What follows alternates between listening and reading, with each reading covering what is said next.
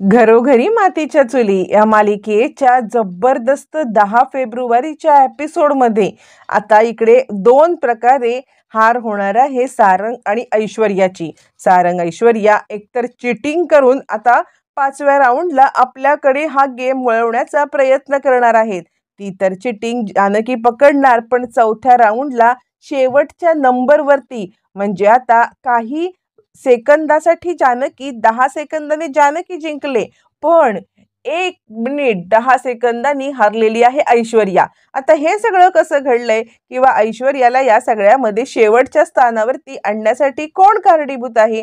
शेवटच्या स्थानावरती आल्यामुळे ऐश्वर्याच्या पॉइंटमध्ये कशी चढाओढ झाले आणि त्यानंतर 5वा राऊंड खेळण्यात ऐश्वर्याने केलेली चिटिंग आता जबरदस्त असणार आहे। 5व्या राऊंडसाठी ऐश्वर्याने जे काही चाळे केलेले आहेत, के काही केलेले आहे, ते सगळं जानकीने कसं पकडलंय अख्ख्या चाळकऱ्यांच्या समोर, अख्ख्या गावासमोर। इकडे आता ह्या दोघांची चिटिंग आल्यावरती यांना गेम मधून त्यांचे सगळे पॉइंट कसे गमवावे लागलेत, सगळं या व्हिडिओमध्ये पाहूया। व्हिडिओ शेवटपर्यंत नक्की।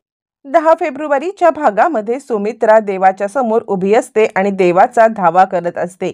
म्हणजे ती खरं तर आपलं घर वाचवण्यासाठी हे सगळं करत असते आणि त्याच वेळेला तिकडे आता आजी येते आणि ती म्हणते, सुमित्रा अगं काय चाललंय, हे कलियुग आहे कलियुग। म्हणजे तू इतकं सगळं होऊन सुद्धा तू या सगळ्यामध्ये फक्त आणि फक्त जानकी आणि ऋषिकेश जिंकावे यासाठी अजूनही प्रार्थना करतेस, कमाल झाली तुझी सुमित्रा। यावरती सुमित्रा म्हणते, आई तू काहीही बोलू नकोस, मी कधीही जानकी ऋषिकेश यांच्यासाठी नाही प्रार्थना करत आहे, मी फक्त प्रार्थना करत आहे ती घरासाठी, आपलं घर सुखरूपपणे व्यवस्थित राहावं या कारणासाठी मी प्रार्थना करत आहे।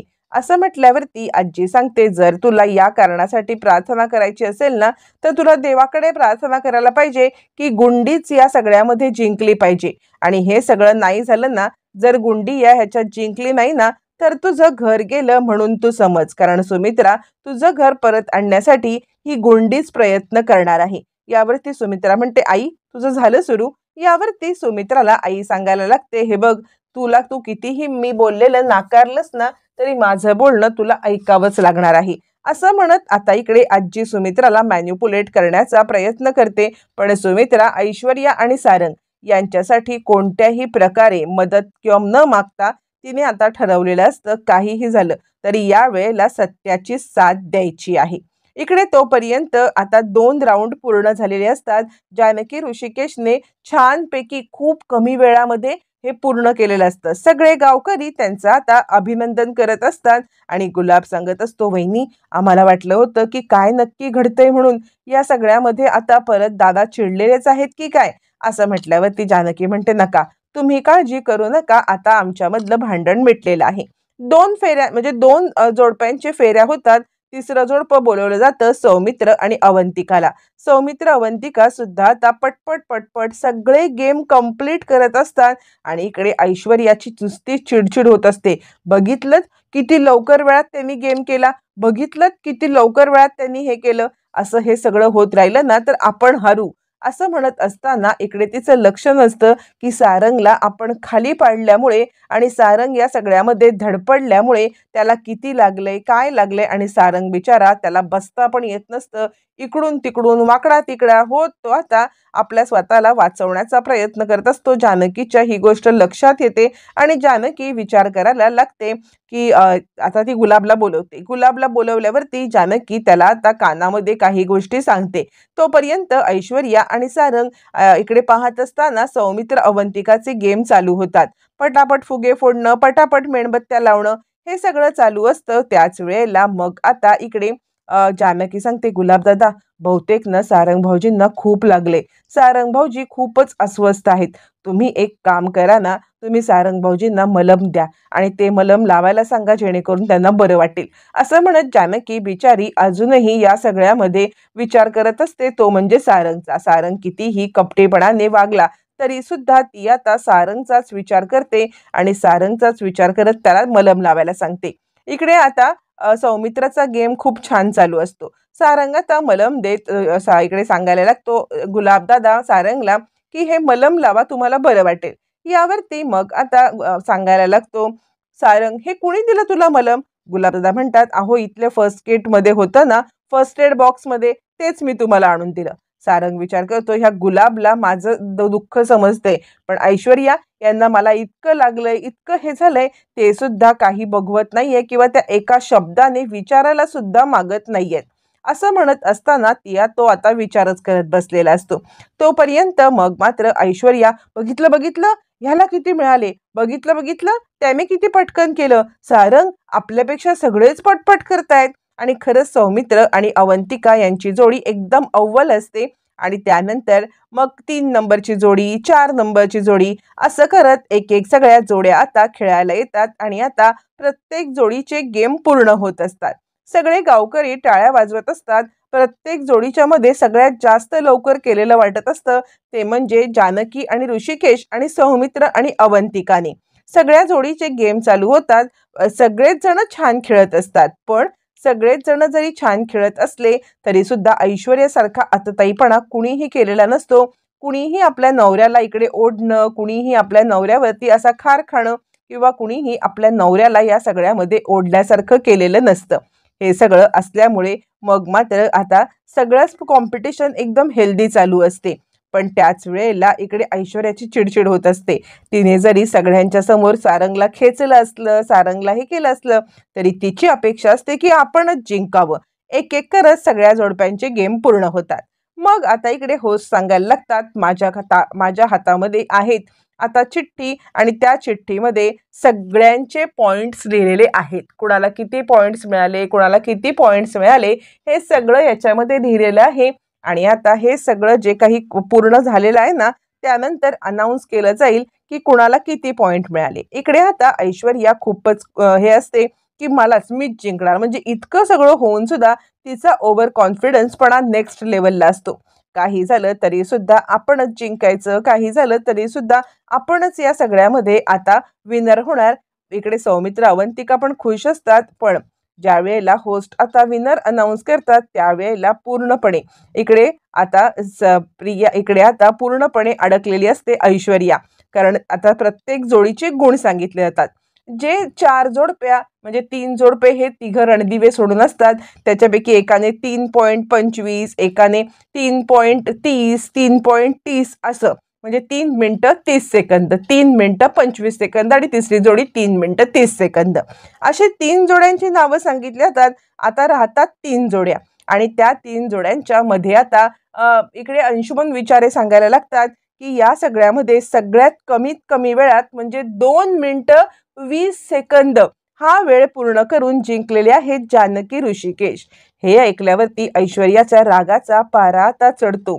ऐश्वर्या या सगळ्यामध्ये आता पूर्णपणे हादरते आणि ऐश्वर्या पूर्णपणे चिरडून आरडून ओरडून हे सगळं बोलायला लागते. नाही, हे कसं होऊ शकतं.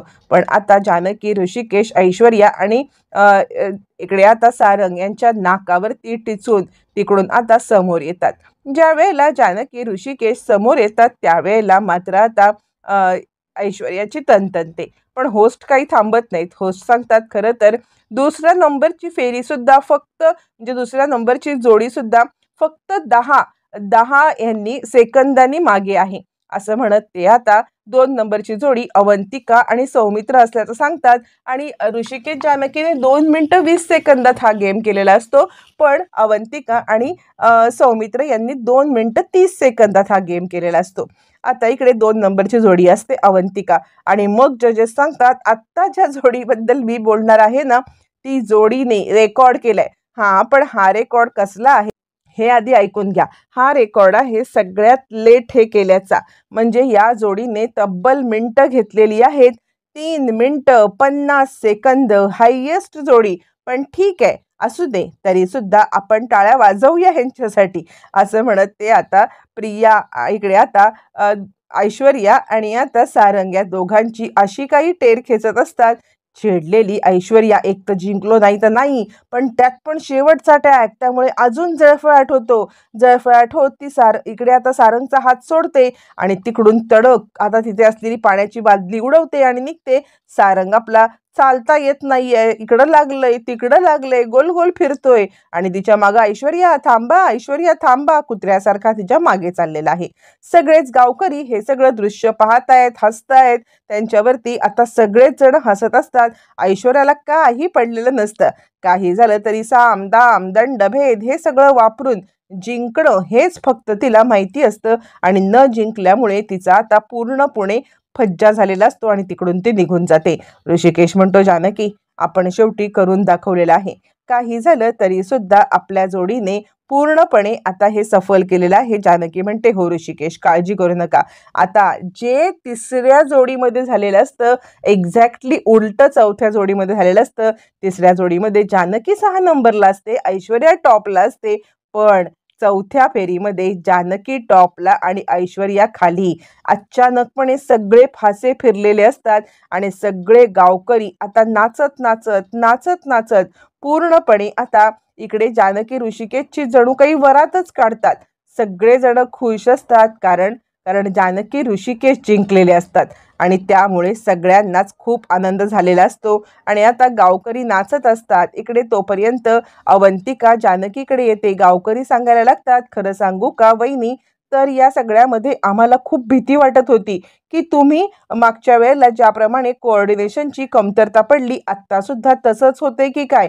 आम्हाला खूप टेन्शन आलं होतं की जर का सारंग ऐश्वर्याची जोडी जिंकली तर आमचं काही खरं नाही, म्हणून आम्ही खूपच टेन्शनमध्ये होतो. यावरती जानकी म्हणते, तुम्ही काही काळजी करू नका, आता काहीही झालं ना तरी सुद्धा आम्ही हरणार नाही. ऋषिकेश म्हणतो, हो तुमच्यासाठी आम्हाला ही स्पर्धा जिंकायचीच आहे. काही झालं तरी तुम्ही आमची प्रायोरिटी आहात, त्यामुळे ही स्पर्धा आम्हीच जिंकणार. असं म्हणत आता इकडे ऋषिकेश सगळ्या गावकऱ्यांना पूर्णपणे आता समजावून सांगत असतो की तुमच्यासाठी आम्हाला ही स्पर्धा जिंकणं गरजेचंच आहे. गावकरी सगळे खुश होतात आणि ऋषिकेश जानकीची धूम धडाक्यात वरात काढत असतात. हे सगळं चालू असताना मग आता इकडे जानकीला भेटायला येते अवंतिका आणि अवंतिका सांगायला लागते, अवंतिका बोलायला लागते की खरंच जानकी वहिनी तुम्ही जे जिंकलात ना. यावरती जानकी सांगायला लागते, अगं आम्ही जिंकलो ते जिंकलो, पण तुम्ही सुद्धा फक्त 10 सेकंदांनीच हरलात ग. पण खरं सांगू का, तू जिंकली असतीस ना तरी सुद्धा मला तितकाच आनंद झाला असता. आता सौमित्र सुद्धा जानकीचं खूप कौतुक करत असतो. त्यावेळेला जानकी सांगते, खरंच तुम्ही जिंकला असतात ना तरी पण चाललं असतं, फक्त ती ऐश्वर्या जिंकायला नको.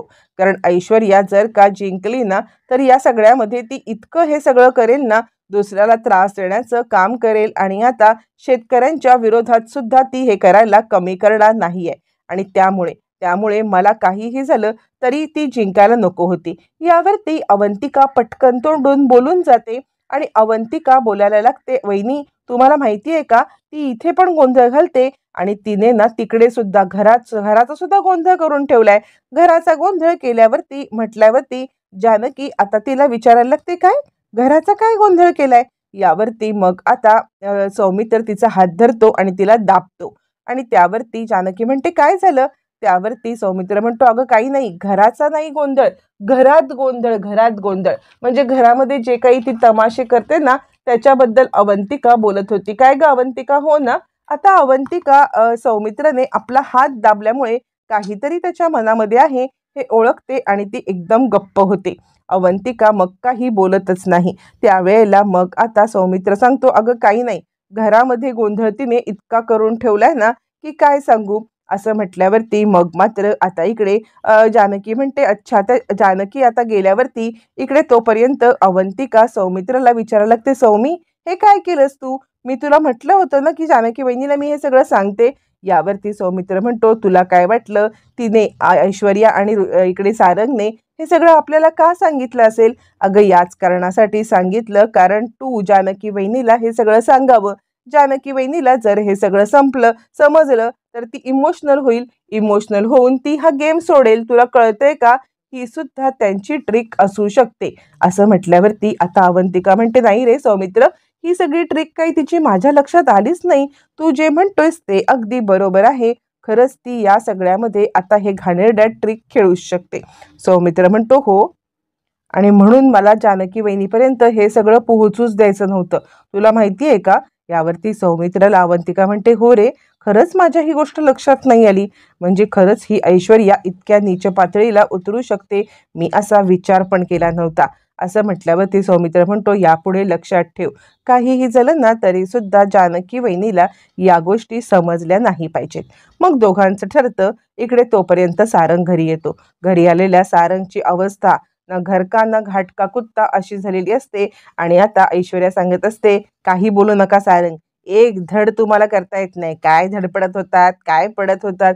सारंग सांगतो, ऐश्वर्या अहो असं काय करताय, मी किती या सगळ्यामध्ये प्रयत्न केला होता की कितीतरी मी तुम्हाला खुश करू शकेन, पण तुम्ही असं माझ्यावरती आरडाओरडा का करत बसलेला आहात.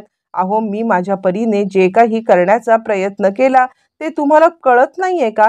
ऐश्वर्या म्हणते, तुम्ही गप्प बसाओ, काय केलं तुम्ही, सगळ्यात शेवटी आलात तुम्ही. यावरती सारंग तिला समजवत असतो, हे बघा तुम्ही काही काळजी करू नका, कारण ना मी तुम्हाला सांगतो, अजूनही आपण इक्वलवरती आहोत.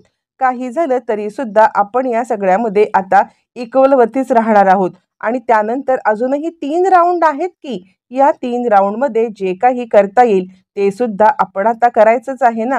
ते सगळं करत करत आपण जिंकायचं आहे. पण तुम्ही हार मानू नका.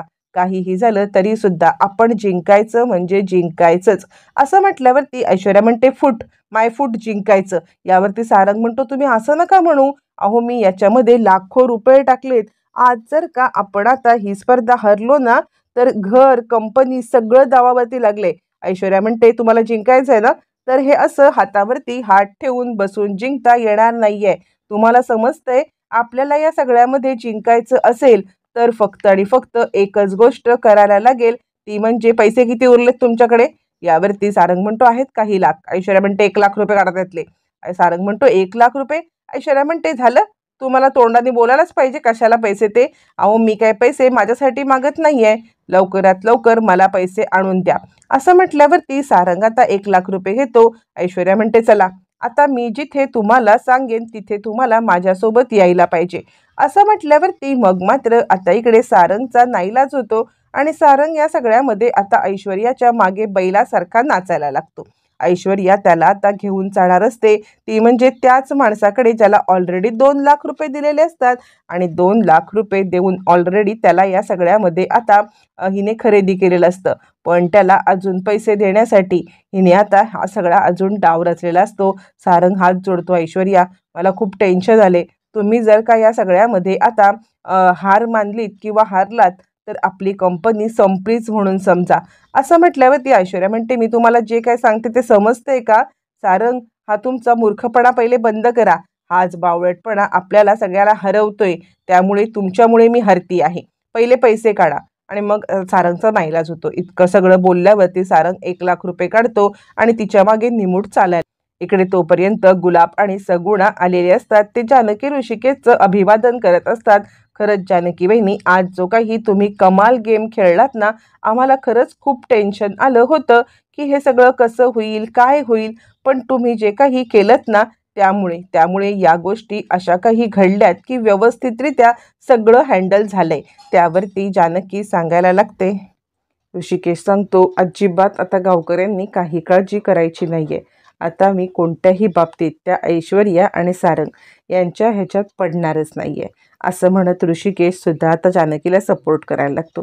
जानकी म्हणते, गुलाबदादा आणि सगुणा, तुम्ही आता काही झालं तरी सुद्धा चहा घेतल्याशिवाय जायचंच नाही. सगुणा म्हणते, नाही वहिनी, अहो जरा घाई आहे. यावरती मग आता जानकी सांगायला लागते, नाही मी तुमचं काहीही ऐकणार नाहीये. काही झालं तरी सुद्धा माझ्या हातचा चहा घेतल्याशिवाय तुम्ही इथून जायचंच नाही. मग आता सगुणाचा नाईलाज होतो. सगळ्यांना ओवी पेढे देत असते आणि आता सगुणाला पेढे दिल्यावरती चहा घेण्यासाठी जानकी तिला थांबवते. हे सगळं चालू असताना मग आता गप्पा टप्पा चालू असतात. त्यावेळेला जानकी चहा ठेवण्यासाठी किचनमध्ये येते. जानकी किचनमध्ये आल्यानंतर मग आता इकडे ऋषिकेश तिच्या मागोमाग येतो. ऋषिकेश मागे आल्यावरती तो तिला सांगायला लागतो आणि ऋषिकेश म्हणतो, जानकी, मगाशी सौमित्र आणि अवंतिका हे दोघंजणं तिथे आले होते, काय बोलत होते हे दोघंजणं. यावरती आता जानकी सांगायला लागते, काही नाही हो, ते तर माझं अभिनंदन करण्यासाठी आले होते. असं म्हटल्यावरती मग मात्र आता इकडे सांगायला लागतो ऋषिकेश, नाही ते काहीतरी वेगळं तुला सांगत होते. मी ऐकलं होतं ना. त्यावरती मग आता जानकी सांगायला लागते, हे बघा, तुमच्या मनात जर का असंच राग भरलेला असेल ना, तर तुम्हाला सगळं जगच हे होणार. त्यामुळे ते काही नाही, मला काहीही सांगायला नव्हते आले. ते फक्त मला बोलण्यासाठी आले होते. माझ्याशी ते फक्त बोलत होते. असं म्हटल्यावरती मग आता इकडे ऋषिकेश सांगतो, हे बघ, आपल्या जिंकण्याचा आनंद सगळ्यांना झाला असेल, पण ती ऐश्वर्या आणि ते सारंग या दोघांना आपल्या जिंकण्याचा कधीही आनंद होणार नाहीये. आणि त्यामुळे त्यामुळे आत्तासुद्धा ती ऐश्वर्या काही ना काहीतरी कारस्थानं करतच असेल. आणि म्हणून म्हणून ना आपल्याला जरा अलर्ट राहायला पाहिजे. असं म्हटल्यावरती मग मात्र आता इकडे जानकी सांगायला लागते, हे बघा, तुम्ही डोक्यातून हा सगळा विचार पहिले काढून टाका. काही झालं तरीसुद्धा या सगळ्यामध्ये तुम्ही हा विचार करायचाच नाहीये. ऐश्वर्याला तिच्या मनाप्रमाणे वागू दे, आपण आपल्या मनाप्रमाणे वागायचं. पण ऋषिकेशचं म्हणणं अगदी बरोबर असतं. ऐश्वर्याने हे सगळी कारस्थानं केलेली असतात. ऐश्वर्या भेटायला आलेली असते ती त्या माणसाला आणि उद्याचा गेम काय आहे असं त्याला विचारत असते. त्यावरती तो सांगतो, मॅडम, उद्याचा गेम एकदम जबरदस्त आहे हां, म्हणजे उद्याच्या गेमची तुम्हाला तयारी करायला पाहिजे. यावरती ऐश्वर्या सांगते, हे बघ, तू मला फक्त गेम काय ते सांग, उगाच टिव टिव टिव टिव करत बसू नकोस. यावरती आता तो सांगायला लागतो, मॅडम, उद्याच्या गेममध्ये तुमच्या कानावरती ना हेडफोन लावून खूप लाऊड म्युझिक लावलं जाईल आणि हे लाऊड म्युझिक लावून तुम्हाला 5 गोष्टी शोधायच्या आहेत. ऐश्वर्या म्हणते, कोणत्या 5 गोष्टी?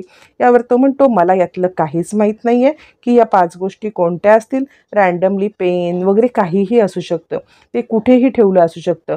नोट असू शकते 500ची, जी कुठेही ठेवली असते. मग एका चिठ्ठीत ते लिहून ठेवेल. दोघांपैकी एकाने सिलेक्ट करायचं आहे की कोणी ती चिठ्ठी वाचणार आणि कोण ते गेस करणार. आता नवऱ्याच्या कानाला हेडफोन असेल तर बायको ते गेस करू शकते, पण लाऊड म्युझिक चालू असेल आणि लाऊड म्युझिक चालू असल्यामुळे मग तुम्हाला या सगळ्यामध्ये आता तो जो हे करतोय, लिपसिंग करत असेल, ते लिपवरून तुम्हाला ओळखायचं आहे की ती वस्तू कुठे आहे. मग लगेच तो आता उदाहरण देतो, म्हणजे 500ची नोट टेबलाखाली ठेवले, लाऊड म्युझिक दोघांच्या कानामध्ये, आणि तुम्हाला सारंग सर सांगतील की 500ची नोट टेबलाखाली, 500ची नोट टेबलाखाली. तुम्ही मग ती गेस करायचं आहे आणि हे गेस करून मग तुम्ही ते सांगायचं. जितक्या कमी वेळामध्ये सगळे कपल हे शोधून काढतील तो विनर. जो कमीत कमी वेळात हे शोधेल तो विनर. असं म्हटल्यावरती आता इकडे तो सांगायला लागतो, हो, तुम्हाला ह्याची खूप प्रॅक्टिस करायला लागेल. यावरती ऐश्वर्या म्हणते, अहो, पण कानामध्ये हे सगळं लाऊड असताना प्रॅक्टिस कशी आणि कोण करणार? यावरती मग मात्र आता तो सांगायला लागतो, हे बघा, हेच तर आहे, सगळेच जण हे करणार आहेत. तुम्हाला तो ऑलरेडी समजलेला आहे ना गेम. मग तुम्हाला गेम समजल्यामुळे तुम्ही आता प्रॅक्टिसची सुरुवात, म्हणजे प्रॅक्टिस करा. प्रॅक्टिस करून तुम्हाला लवकरात लवकर हा गेम जिंकता येईल. यावरती आता इकडे ऐश्वर्या सांगते, हे बघ, मला प्रॅक्टिस वगैरे काही करायची नाही आहे. यावरती सारंग म्हणतो, ऐश्वर्या, अहो, मग प्रॅक्टिस नाही केली तर आपण हा गेम कसा काय जिंकणार? ऐश्वर्या म्हणते, सारंग, तुम्हाला झालं बडबड करायलाच होत आहे का? ती आपल्या पॉकेटमधून 1,00,000 रुपये काढते. 1,00,000 रुपये काढल्यावरती ऐश्वर्या आता त्या माणसाला सांगते, हे बघ, मला प्रॅक्टिस करून मुळातच हा गेम जिंकायचाच नाही आहे. मला जिंकायचा आहे साध्या सोप्या पद्धतीने. तुला ऑलरेडी 2,00,000 रुपये दिलेत, 2,00,000 रुपये दिलेत, हा 1,00,000 रुपये. सारंग सांगतो, ऐश्वर्या, थांबा. त्यावरती ऐश्वर्या त्याला म्हणते, उद्याच्या गेममध्ये जर का आपण काय बोलतोय हे एकमेकांना समजलंच नाही आणि जर का आपण हारलो तर? यावरती सारंग म्हणतो, नाही असं होणार. यावरती आता मात्र ऐश्वर्या सांगायला लागते, अहो, आपलं कोऑर्डिनेशन किती चांगलं आहे हे त्या राऊंडला आपण समजलं ना, बघितलं ना, आणि त्यामुळे त्यामुळे आता आपल्याला हे करायलाच लागणार आहे. काहीही झालं तरी याला पैसे द्यायलाच पाहिजेत.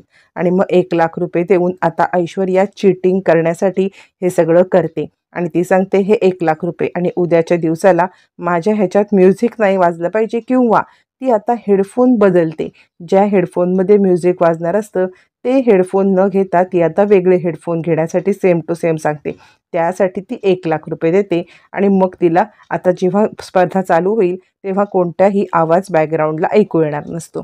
आता हे सगळं ठरल्यावरती 1,00,000 रुपये दिल्यावरती तो माणूस स्वच्छेने हे सगळं करायला तयार होतो. आणि आता खरा स्पर्धेचा दिवस उजाडतो. सारंगला हे पटत नसतं. इतके पैसे फटाफट संपत असतात. आधी 2 लाख, मग 1 लाख रुपये. आणि आता तो थांबवायचा प्रयत्न करतो, पण ऐश्वर्या काही थांबत नाही. ऐश्वर्या सांगते, जरा डोकं लावा, डोकं. जसं मी डोकं लावते ते असेल तर लावाल ना डोकं तुम्ही, असं म्हणत ऐश्वर्या आता गेम खेळायला लागते. पण ह्या डोकं वापरणाऱ्या ऐश्वर्याचा असा असा फज्जा जाणार असतो की ती आता एक एक करत पटापट 5 वस्तू ओळखते. अंशुमन विचारे यांच्या खिशात पैंजण, निळ्या शर्टवाल्या माणसाच्या खिशामध्ये एक वस्तू. हे सगळं पटापट ओळखत असताना जानकीला संशय येतो. संशय आल्यावरती जानकी सांगते ऋषिकेशला, मला असं वाटतं ऐश्वर्याला सगळं नीट ऐकू येतंय आणि त्यामुळे ती आता या सगळ्यामध्ये बहुतेक ना चीटिंग करते आहे. मग जानकी जोरात ओरडते, अरे सयाजी काका आले, सयाजी काका आले म्हटल्यावरती ऐश्वर्या बघते, डॅडा आले, डॅडा आले. मग आता सारंग पण बघतो डॅडा आले, म्हणजे दोघांनाही लाऊड म्युझिक नाही तर नॉर्मल आवाज ऐकू येत असतो. त्यावरती आता जानकी सगळ्या आयोजकांच्या समोर आणते, बघितलं यांना ऐकू येतंय सगळं. आणि दोघांचा पूर्णपणे फज्जा झालेला असतो. दोघांची चिटिंग पकडलेली गेली असते. लाखभर रुपये तर लाखभर रुपये गेलेले असतात. चीटिंग तर चीटिंग पकडलेली असते. आणि आता गेममध्ये चीटिंग केल्यामुळे मागचे जे काही पॉईंट ऋषिकेश जानकीचे काढून घेतलेले आहेत, ते आता जानकीने हे चीटिंग समोर आल्यामुळे ते पॉईंट जानकीला कसे परत केले जातील आणि पुन्हा जानकी मग 4 पॉईंटवरती आणि ऐश्वर्या 1 पॉईंटवरती कशी येईल पाहणं रंजक.